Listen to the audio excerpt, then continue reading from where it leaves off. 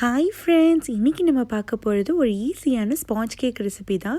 இது ரொம்ப ஈஸியாக சட்டுன்னு ரொம்ப டேஸ்டியாக செஞ்சிடலாம். இதுக்கு ஒரு 4 முட்டை தேவைப்படும்.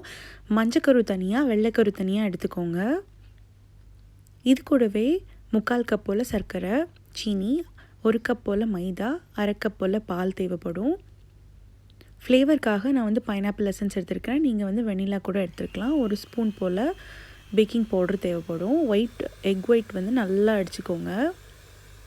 ஜஸ்ட் ஒரு 2 நிமிஷம் அடிச்சிங்கனாலே உங்களுக்கு நல்லா நுரைச்சி ஸ்டிஃபாகி இந்த மாதிரி வந்துடும்.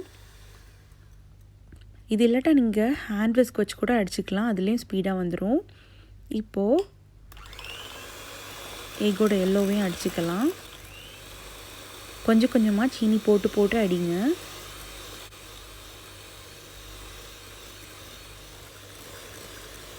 இப்போது இது நல்லா சீனி மிக்ஸ் ஆகிடுச்சு. 1 ஸ்பூன் போல் நான் ஃப்ளேவர் சேர்த்துருக்கிறேன், பைனாப்பிள் ஃப்ளேவர். நீங்கள் வெனிலா கூட சேர்த்துக்கலாம். இப்போது மைதா மாவை 1 கப் எடுத்ததை கொஞ்சம் கொஞ்சமாக போட்டு மிக்ஸ் பண்ணிக்கோங்க.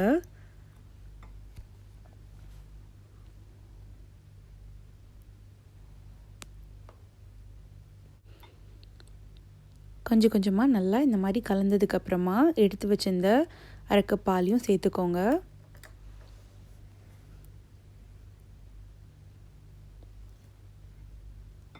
அதையும் மெல்லமாக இந்த மாதிரி மிக்ஸ் பண்ணி விட்டுடலாம். அது கூடவே 1 ஸ்பூன் போல் பேக்கிங் பவுடரும் சேர்த்து மிக்ஸ் பண்ணிக்கோங்க.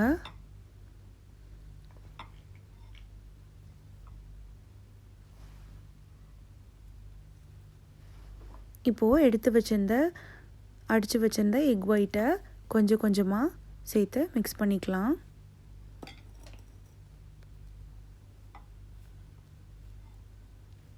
மெல்லமாக மிக்ஸ் பண்ணுங்கள். இதுதான் நம்ம ஸ்பாஞ்ச் கேக்குக்கு நல்ல ஃப்ளஃபினஸ் கொடுக்கும். உப்பு பேக்கிங் பவுடர் போடும்போதே கூட போட்டுக்கோங்க. ஒரு 2 பிஞ்ச் சொல்லலாம், அவ்வளோதான். 1/4 ஸ்பூனுக்கும் குறைவா உப்பும் சேர்த்து நல்லா மிக்ஸ் பண்ணிடுங்க. இப்போ நல்லா மிக்ஸ் பண்ணி நம்ம பேட்டர் சூப்பராக ரெடி ஆகிடுச்சு. இப்போது ஒரு பாத்திரத்தை எடுத்து சூடு பண்ணிக்கலாம். நல்லா மூடி உள்ள பாத்திரமாக எடுத்துக்கோங்க. அதுக்குள்ளே ஒரு ஸ்டாண்ட் ஏதாவது போட்டுக்கோங்க. அதை மூடி வச்சு 10 நிமிஷம் நல்லா சூடு பண்ணிடுங்க.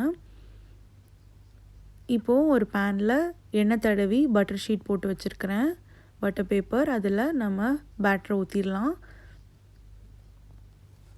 இப்போ 10 நிமிஷம் கழித்து நல்லா சூடாயிடுச்சு நம்ம பாத்திரம். இப்போ அதில் தூக்கி நம்ம கேக் டின்னை வச்சு மூடி வச்சு 20 நிமிஷம் கரெக்டாக வேக வச்சுருங்க, சிம்லே வச்சு.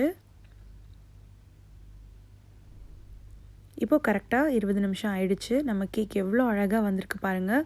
உண்மையிலே இது ரொம்ப டேஸ்ட்டாக இருக்கும். ரொம்ப இனிப்பு இல்லாமல் கரெக்டான ஒரு இனிப்பில் நல்லா சாஃப்டாக சூப்பராக இருக்கும். இது நீங்கள் வெனிலா எசன்ஸ் இல்லைன்னா பைனாப்பிள் எசன்ஸ் போட்டு நல்லா ஃப்ளேவர்டாக பண்ணுங்கள். லைட் சூடோடு நாங்கள் கட் பண்ணோம். இது எவ்வளோ ஸ்பான்ச்சியாக இருக்குன்னு பாருங்கள். நீங்களும் ட்ரை பண்ணிவிட்டு எப்படி இருக்குன்னு கமெண்டில் சொல்லுங்கள். தேங்க்ஸ் ஃபார் வாட்சிங். Keep smiling.